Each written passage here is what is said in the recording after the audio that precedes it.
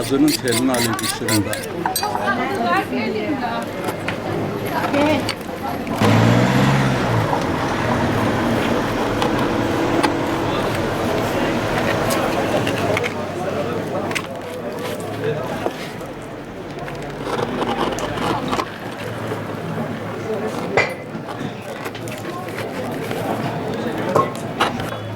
Bu şey olmuş işte demek ki şu araba uğradına verdiğimiz kelpeden.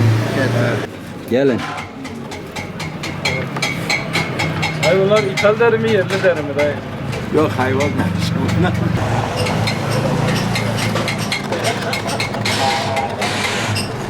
Dere üzlü onlar.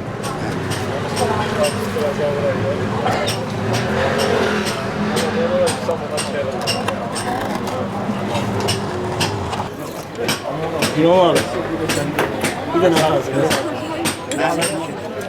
Böyle şey ne?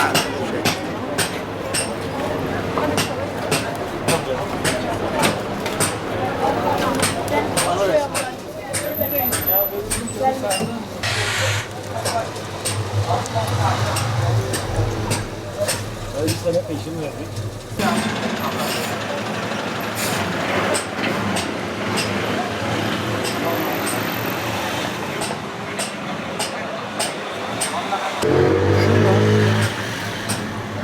Kalıpçı, demir işleri uğraşanlar. Şunlar elektrikli kalıbı. Bunun ikilisi var. Şöyle, üçlüsü var. Ve bu da maket bıçağı var. Tamam. 1954 doğumluyum. 77'de askerden geldim. Burayı açtım. O seneden beri burada imalatçılığa devam ediyoruz. Deri işleriyle. Zamanında kemerdi, imalattı, büyüdü. Birkaç yerde takıntımız olunca geri küçülmek mecburiyetinde kaldık. Şimdi kendi elimizden bu kemer artan derileri yani şey yapmak için, millete hizmet etmesi için bağ makası kılıfı, efendime söyleyeyim, bıçak kılıfı, elektrikçi kılıfı bunlarla uğraşıyoruz. Ve bu yaptığımız işin de kazancını da Allah 100.000 bereket versin. Durumumuz bu.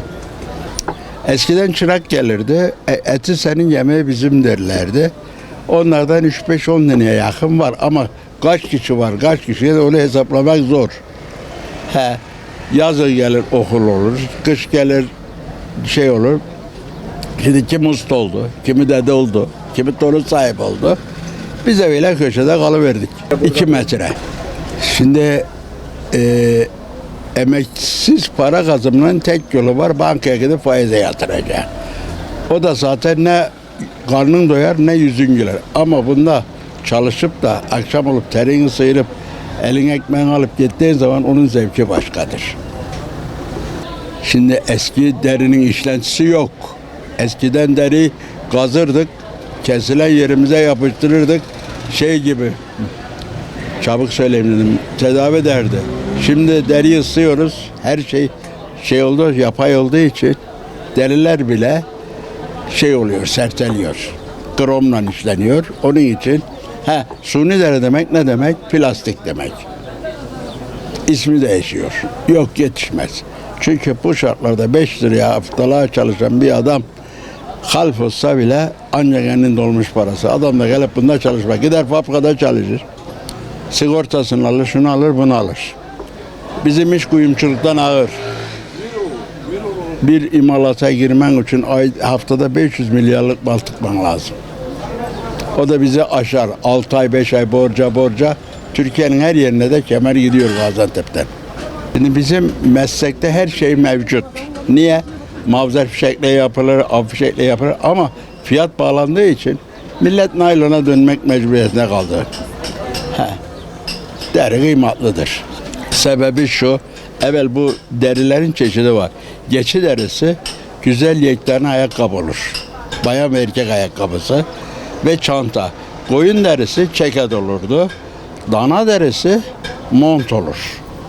Sığır derisi kemer ve ayakkabı olur. Bu meyanda işçilik pahalı olduğundan deri ceketler bu sefer imalatı bağlandı. Bağlanınca Avrupa bizden ucuza imal ediyor, gönderiyor. Şimdi o zaman ne oluyor? Deri bir kıymeti olmuyor. Geçen gün bir milletvekili gelip de soruyor. Diyor ki böyle arkandan gelen var. Ben dedim gelen olmaz. Çünkü dedim aldığımız paralarla bir şey göremiyoruz. Şurada dedim tamiz kahvesinin dibinde mesanetin yeri vardı. Oraya giderdik, beyran içerdik. Çıkıyken 2-3 kişinin hesabını verebilirdik. Şimdi dedim ben kaç senedir mesanete gidemiyorum. Çünkü dedim karnımız doymuyor ki oraya gidelim dedim.